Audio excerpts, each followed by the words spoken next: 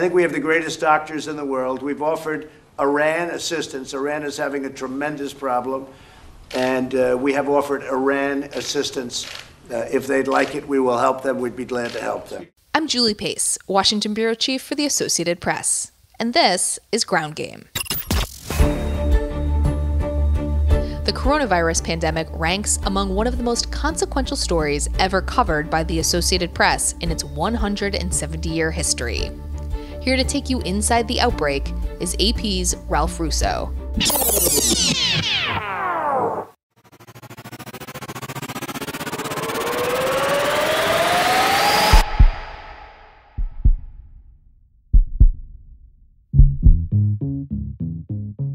From the Associated Press, this is Inside the Outbreak. I'm Ralph Russo.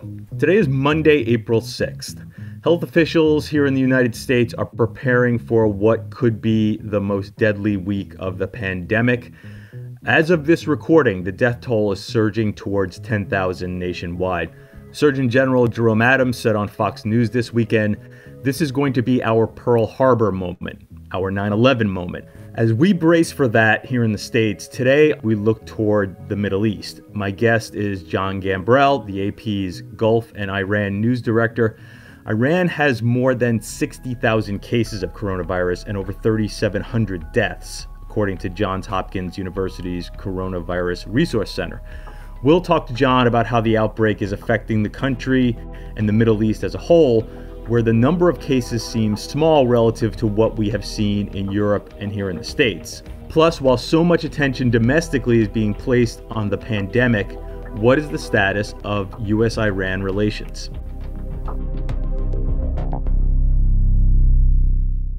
Jon Gambrell is AP's Gulf and Iran news director. Thanks so much for joining me today, Jon. Well, thank you for having me.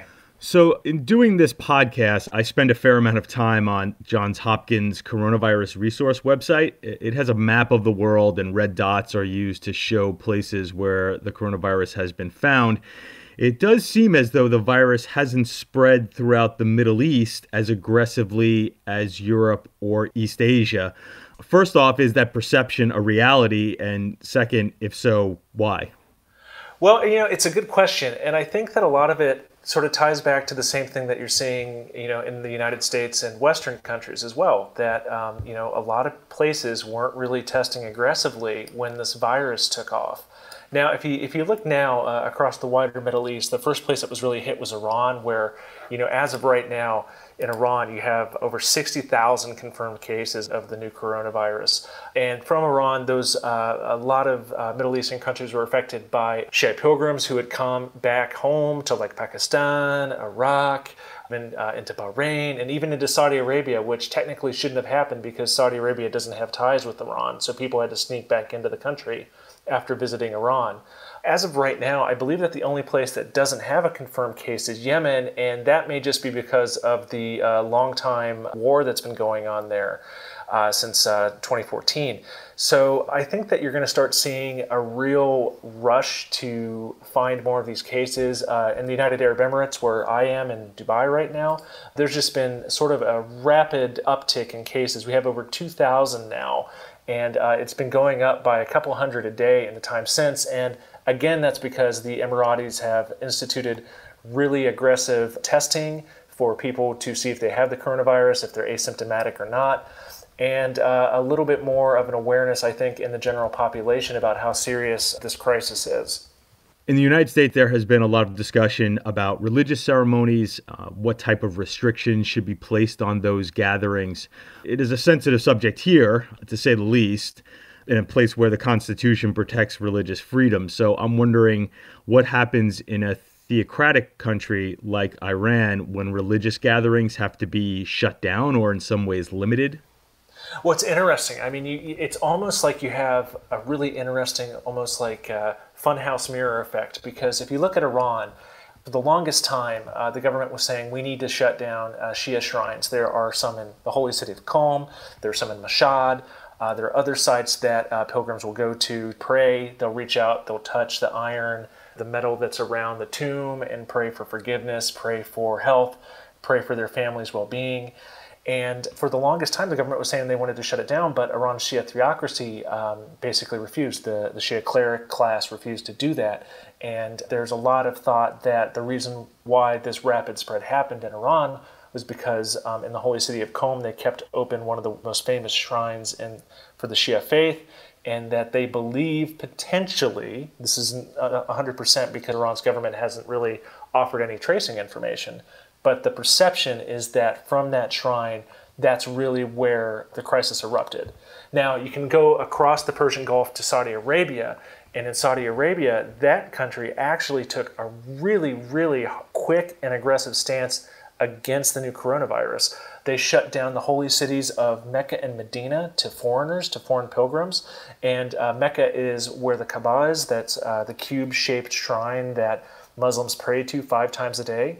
And, millions go there during the upcoming Hajj, and, millions more go during the rest of the year to pray, to circle the Kaaba, to ask for forgiveness. But the Saudis shut that down, and the Saudis even shut down those holy cities to Saudis themselves because they feared the spread of this virus, partially because they'd had experience with MERS, if you remember that coronavirus from a few years ago. But in Iran, we saw this explosion because it looks like because they didn't shut down the shrine. So, even now there's a lot of concern about burials in these countries from the coronavirus victims. In Islam, there is a desire to bury someone when they die before the next sunset. You're supposed to ritualistically wash the body, wrap them in white clothing, and wrap them up, and then bury them basically as they are in the ground as soon as possible. But in Iran, we saw bodies stack up at one mortuary because they didn't have enough testing kits to check to see if these people had died of the coronavirus. And then now you're having people in basically full hazmat gear, take these plastic wrapped bodies, dump them into the ground, and cover the bodies with lye, then pour concrete over top of them to bury them. So I guess this is a long way to answer your question, but it's really had a big effect on the way that people pray, the way that people view religion, and the way that people handle their loved ones' mortal remains. Just to follow up on that, has there been pushback? In other words, is the population or certain segments of the population saying, no, basically, I don't care what is going on with this virus. This is more important to us than containing the virus?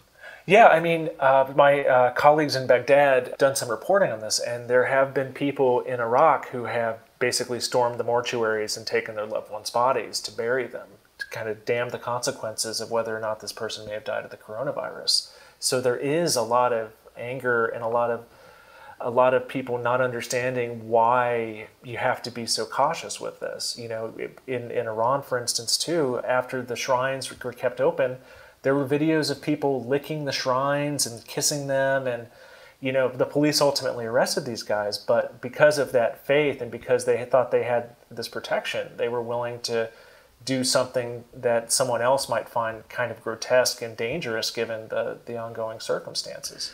I want to get into a little bit of the U.S.-Iran relationship, which before the outbreak overwhelmed pretty much everything. I think it's fair to say that escalating tensions between the U.S. and Iran was near the top of the Trump administration's agenda. Where do things stand now?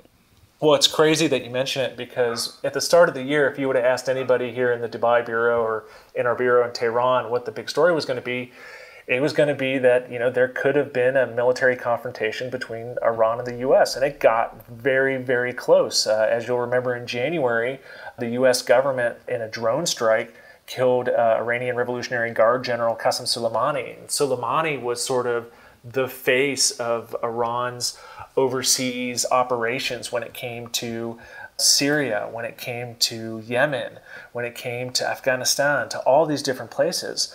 And, the Iranians reacted very angrily to this, obviously. Millions came out into the streets for Soleimani's public funerals across the country, and Iran retaliated by launching a ballistic missile strike against U.S. soldiers and bases in Iraq.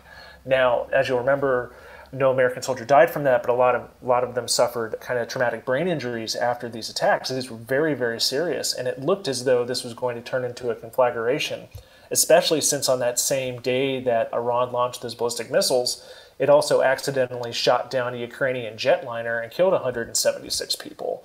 I mean, it was really, really tense. But when the coronavirus happened in Iran, it sort of kind of sucked the oxygen out of all the room. Now, that being said, in the last couple of days, we have seen a lot of movement and a lot of threats go back and forth. Shia militias in Iraq that are allied to Iran have threatened U.S. forces. We've seen U.S. forces also start to pull out of some of the forward operating bases that they ran during the war with the Islamic State group. Now, the U.S. is saying that these, leaving these bases were all part of planned redeployment of troops and movement of forces. But, in the context of everything, it does seem as though that the U.S. is trying to pull troops out of harm's way. And, the Iranians are keeping up the rhetoric, and so is the U.S. government, whether that be President Donald Trump, who pulled out of the Iran nuclear deal unilaterally in May 2018, U.S. Secretary of State Mike Pompeo, who is encouraging this maximum pressure campaign to continue. And on the Iranian side as well, though the U.S. pulled out of the nuclear deal first, the Iranians have now basically said they will not follow any of the restrictions put upon them by the nuclear deal, and they're rapidly enriching low-grade uranium, and they're using centrifuges that they weren't supposed to use under the nuclear deal. So both sides are still set for any sort of escalation, and it could still set off this year given what's going on. You mentioned a couple of things there that lead me to think that, is it possible the Iranian leadership sees the pandemic as an opportunity to sort of be left alone by the U.S.?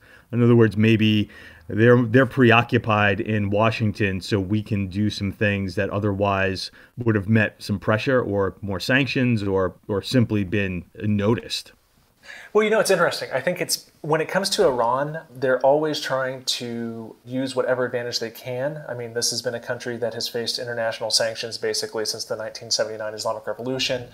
And, they are now desperate to try to find any sort of revenue they can because they still can't sell their oil abroad.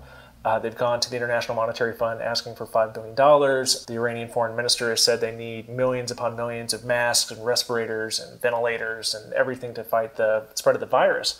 But at the same time, they've used that as sort of a diplomatic tool to say we should see all sanctions relief while they still continue to rapidly enrich low-grade uranium.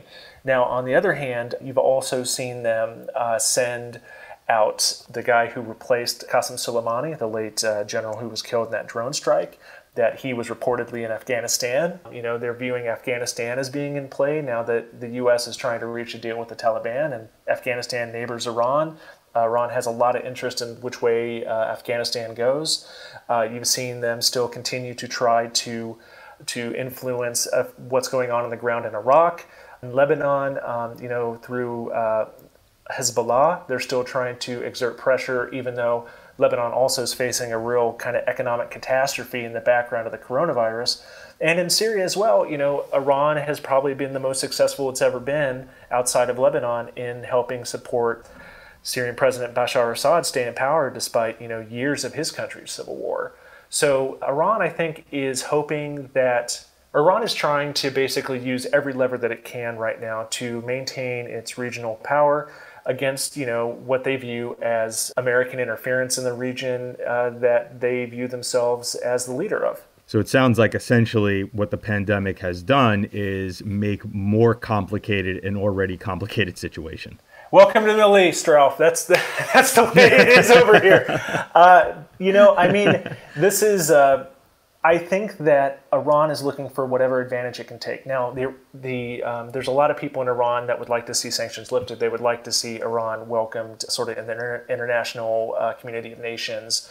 You got to remember, flashback to 2015 when the nuclear deal was signed, Iranians came out in the streets waving American flags and believing that this was going to hearken towards a new sort of relationship with the rest of the world. Now, Trump pulled out of the deal in 2018. Things have gone rapidly downhill.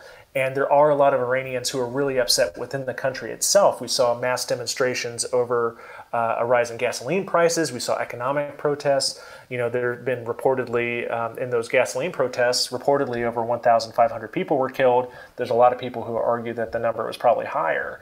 So there's a lot of dissent within Iran right now, and I think that the Iranian government and its Shia theocracy realizes that. They're trying to find ways to get more money into the country.